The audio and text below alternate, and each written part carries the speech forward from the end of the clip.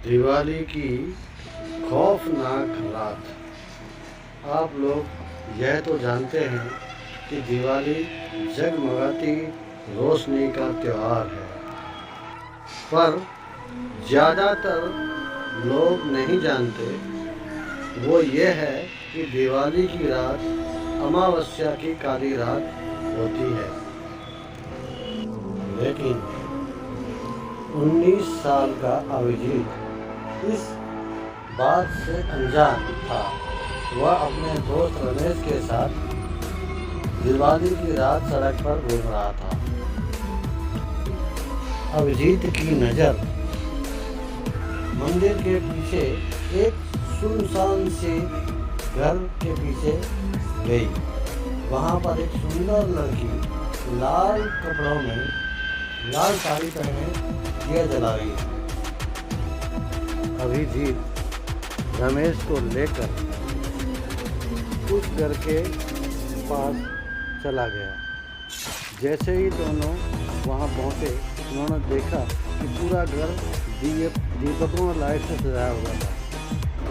उन्हें बालकनी में खड़ी वह सुंदर लड़की नजर आई, जिसने फिर वही मुस्कान लुभाने वाली देकर उनको हाथ के इशारे से अंदर आने के लिए कहा।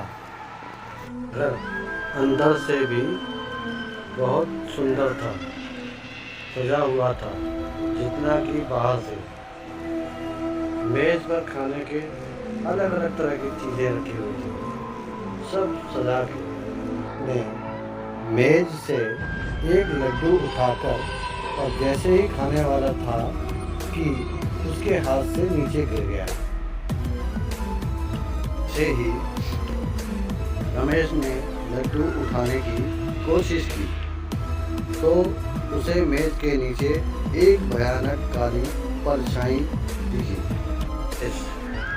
जैसे ही अभिजीत को यह बताता, उसने देखा कि अभिजीत सीढ़ियों की तरफ जा रहा था।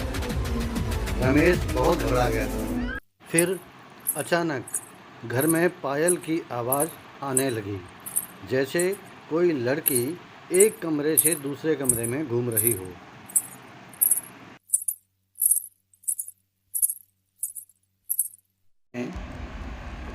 उस आवाज़ के पीछे पीछे सीढ़ियों से ऊपर गया, लेकिन ऊपर जाते ही उसे कमरे के अंदर पंखे से लटकी हुई अभिजीत की लाश देखी। रमेश ने डरते डरते पीछे मुड़कर देखा तो ठीक सामने वही सुंदर लड़की खड़ी और उसे देखकर मुस्कुरा रही थी।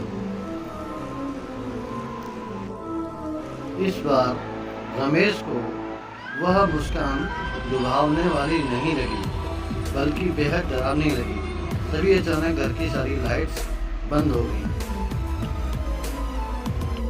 वह घर धीरे धीरे खंडहर में बदल रहा था।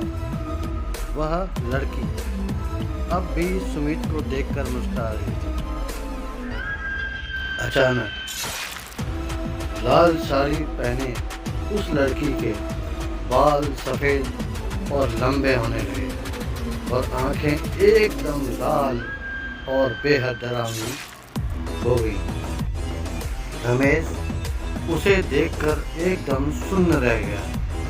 वह लड़की हाथ में चाकू लिए रमेश की तरफ बढ़ रही थी। वह लड़की रमेश को मारने के लिए अपना हाथ बढ़ाया, लेकिन रमेश तब तक भागकर बाहर निकल गया था। उसने जल्दी से घर का दरवाज़ा बाहर से बंद कर दिया। वह लड़की उस दरवाजे को अंदर से बहुत तेज से ठोक रही थी।